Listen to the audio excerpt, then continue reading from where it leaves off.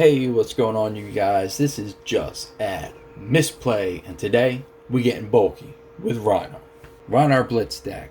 Let's just jump right in. We got Rhinar. When you discard a card with 6 or more during your action phase, you get to Intimidate. So a lot of Rhinar's attacks will force you to discard a card. You're going to build your deck around having cards in your deck that have 6 or more attack. And the reason for that is because you want consistency with Rhinar's ability. Intimidate is no joke, forcing cards out of your opponent's hand that they can't block with, and it's random, so they don't get to choose. It's just really good. It's very helpful. So keep that in mind. A lot of the cards in this deck are built around doing just that. We're going to start off with the weapons. We have a Romping Club. Once per turn action, pay 2 and attack. If you discard a card with 6 or more, Romping Club gets +1. It's easy.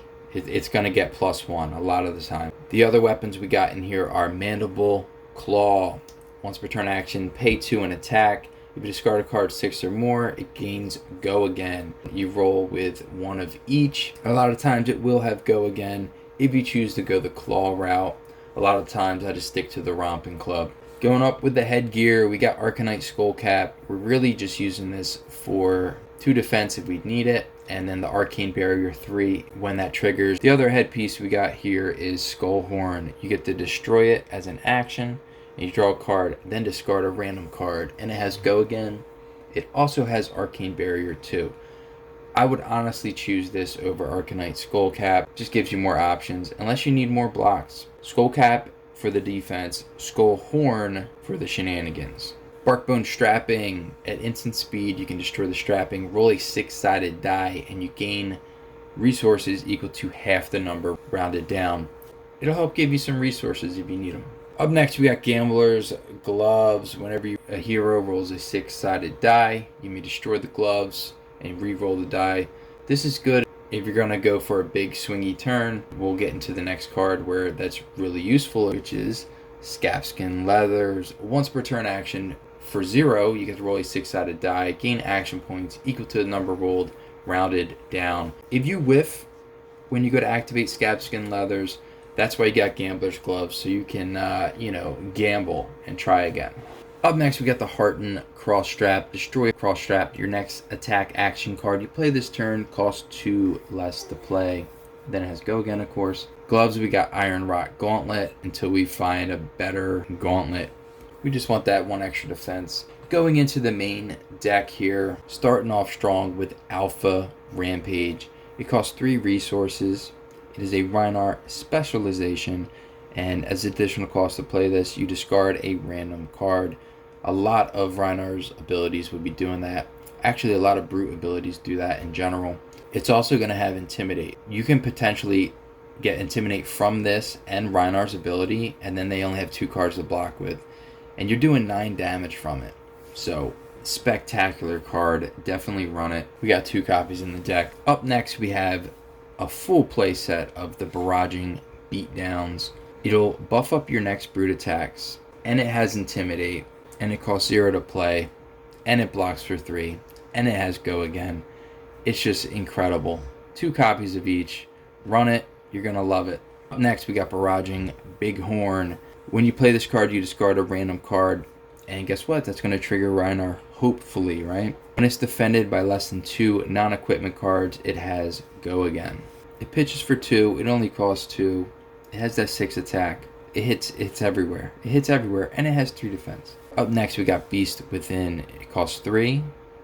If it's put into a graveyard from anywhere other than the combat chain, you banish the top card of your deck and lose the life. If it has 6 or more, put it in your hand.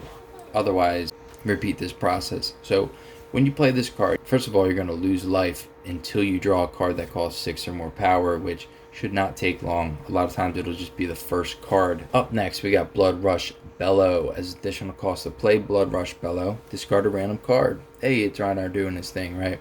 Your brute attacks get +2 this turn. And then if the discarded card has 6 or more attack, draw 2 cards, and Bloodrush Bellow gains Go Again. This is a really great card. Just run it. It's great.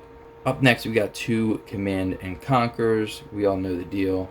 When you attack with it, the opponent can't use defense reactions, which is great because with Rhinar's ability to intimidate, it really puts a damper in the opponent's ways to block.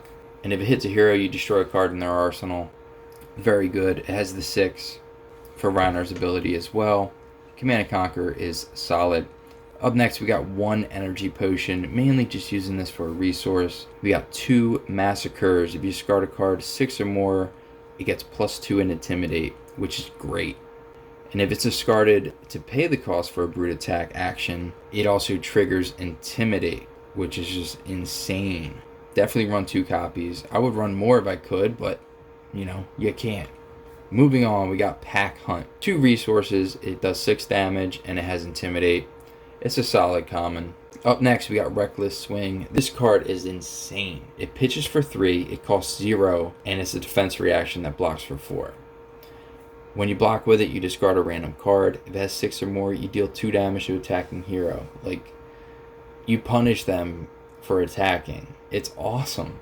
This card is just so good. We got 1 Remembrance, just to help recover cards that are in your graveyard, because you're going to be throwing a lot of cards in your graveyard, and sometimes you may not want them in there. So Remembrance will bring them back. Again, only 1 copy.